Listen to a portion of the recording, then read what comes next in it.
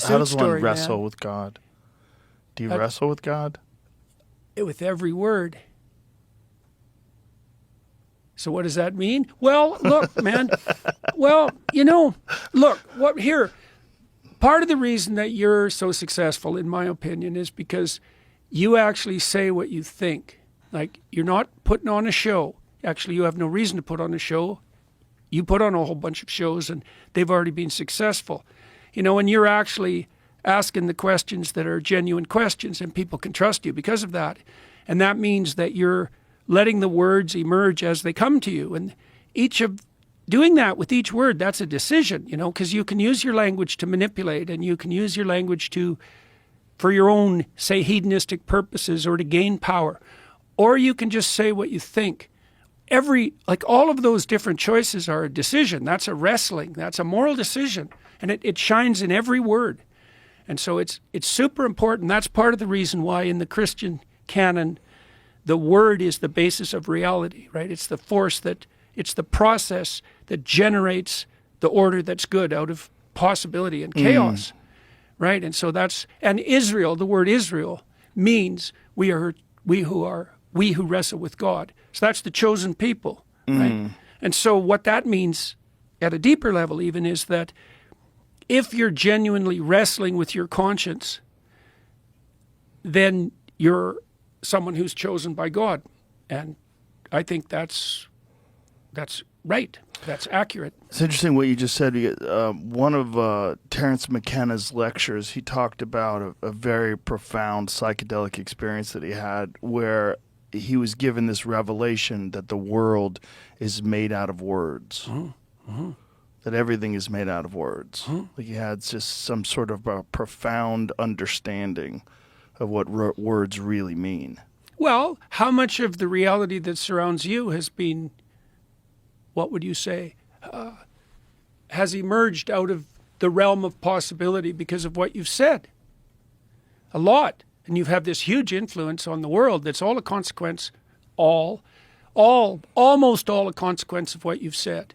And so there's an insistence in the Judeo-Christian canon that that the capacity that words have to shape possibility is akin or identical to the process that generates reality itself. And I think that's true.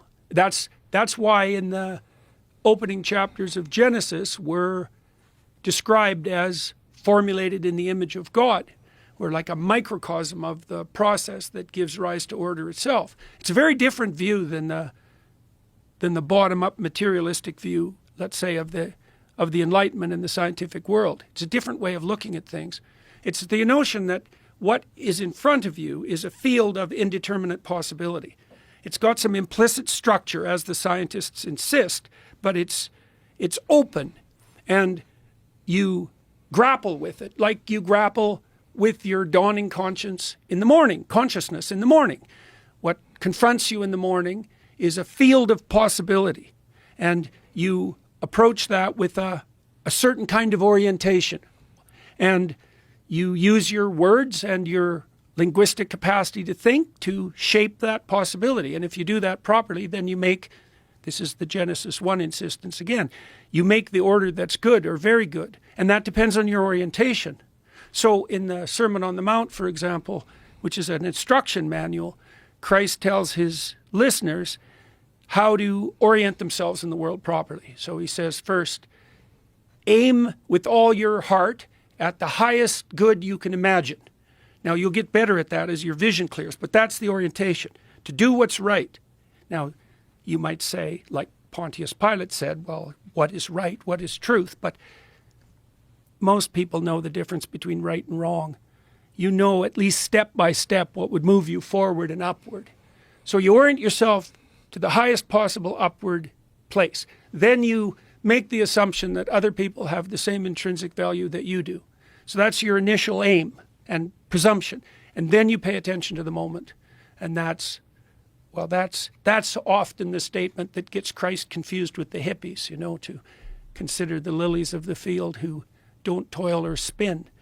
But that's not the instruction. The instruction is to aim up with everything. And then having that firmly in mind, to pay attention, as much attention as you can to each moment, to allow the words to come to you that best suit that upward aim, not to subordinate your language to your own machinations or manipulations or your own hedonistic desire, but towards what's right. And if you do that, then what emerges out of possibility is akin to the garden, to the original garden in Genesis 1, and it's the order that's good. Truthful language brings about the order that's good. And that's,